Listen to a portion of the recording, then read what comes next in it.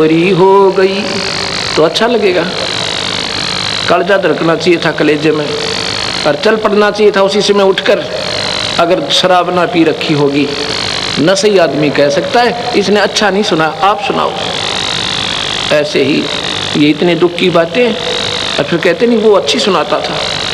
तेरा गजब हो, तेरे हृदय में जगह नहीं बनी ईश्वर की, इसलिए फलाना अच्छा दकड़ा अच्छा।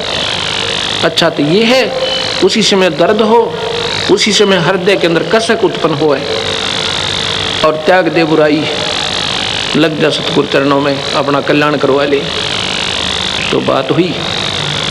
तो ऐसे ही हम गाने और बजाने पर नहीं उलझना चाहिए। तो जो प्रसंग चल रहा था हम वहीं फिर आते हैं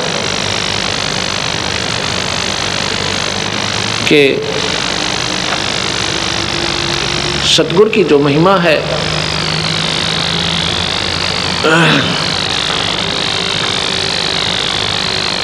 अब कनेक्शन ले ले और अपना फिर काम करे, उसका आप पे आप लाभ देगा दाता। तो देखो विचार करना होगा। सतगुरु महाराज सन 1398 में, सन 1398 जून में, यानी जेठ मास ज्येष्ठ उतरते की पूनम के दिन सुबह ब्रह्म मुहूर्त में 1455 विक्रमी संवत में सतगुरु आए थे। ये तो हम उनके कलयुग की एक प्रत्यक्ष, उन्होंने एक जीवन यहाँ एज ए मैन, एक व्यक्ति की तरह जीवित रह कर दिखाया था। वैसे तो वो अनंत कोटि ब्रह्मांड के मालिक हैं, जब चाहें आ जाते हैं, जब चाहें चले जाते हैं और यहाँ भी रहते हैं। तो सतगुरु के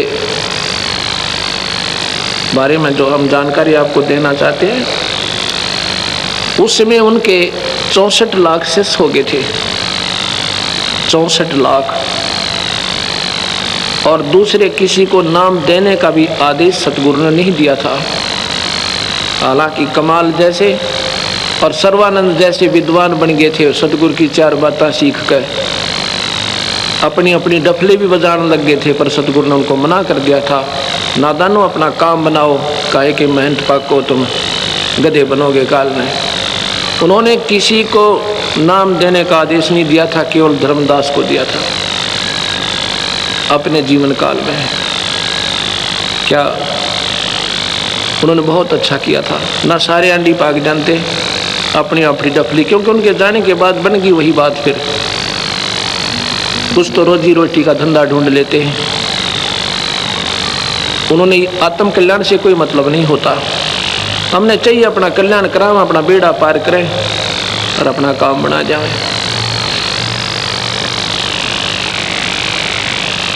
क्योंकि भले ही हमें जानकारी भी हो जाए सतगुरु के बारे में और हमें ये भी ज्ञान हो जाए ये पूर्ण परमात्मा है और हम बताने भी लग जाएं दुनिया को, पर हम उसका लाभ नहीं दे सकते, हम केवल प्रचार कर सकते हैं। लेकिन केवल प्रचार से भी सतगुरु की बात बने कोई ना। ज्ञान हो गया कि पूर्ण परमात्मा है, उसको पाने की विधि आपके पास है, नहीं तो आप यूजलेस, व्यर्थ। ये तो संत जिनके पास शब्द शक्ति होती है और उनको आदेश होता नाम देने का, वो अगर आपको उपदेश देते हैं उनका उपदेश फलेगा, अन्यथा नहीं फलेगा। क्योंकि सतगुरु फिर शब्द शक्ति से अपने अंशों से जुड़ता है। बातें बताने वाले बहुत अच्छे मिल जाएंगे, वक्ता भी बहुत अच्छे होंगे आपके, एक से एक बढ़िया बोलने वाले भी मिल जाएंगे आपको, पर वो रोग नहीं काट सकते आपका, वो आपको कुछ नहीं दे सकते। कैसे? मुख्यमंत्री के आने से पहले मुख्यमंत्री का कहीं पर प्रोग्राम हो, उनके आने से पहले वक्ता धरती और आसमान मिला देते हैं, इतने बढ़िया लेक्चर देते हैं, इतनी बढ़िया स्पीच देते हैं, लेकिन उनका पल्ला कुछ नहीं। वो तो मुख्यमंत्री आएगा और जनता अपनी अर्ज करेगी, एक शब्द कहेगा, अच्छा भाई सड़क बना दो, कहते हैं कि स्कूल नहीं है, कन्या स्कूल बना दो, उसके शब्द में शक्ति है। और वह सूखे ढोल पीटे थे पहले, उनके पास कुछ नहीं था।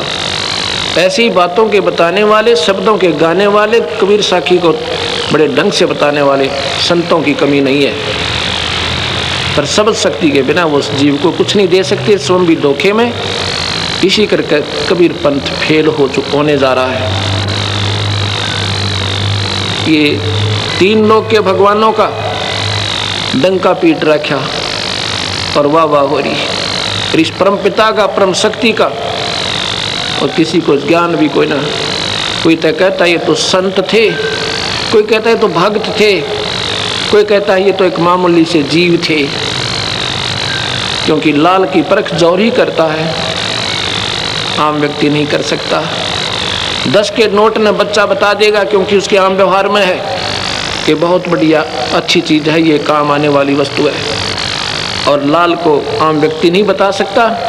कोई कहे ये 9 करोड़ रुपए की कीमत रखता है, यकीन नहीं हो सकता, क्योंकि वो उनके व्यवहार में नहीं है।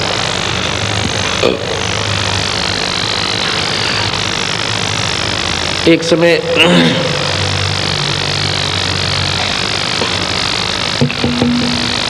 हरियाणा का मैं जिक्र कर रहा था अपने कबीर भगवान की महिमा का। सतगुरु महाराज किसी व्यक्ति विशेष के नहीं है।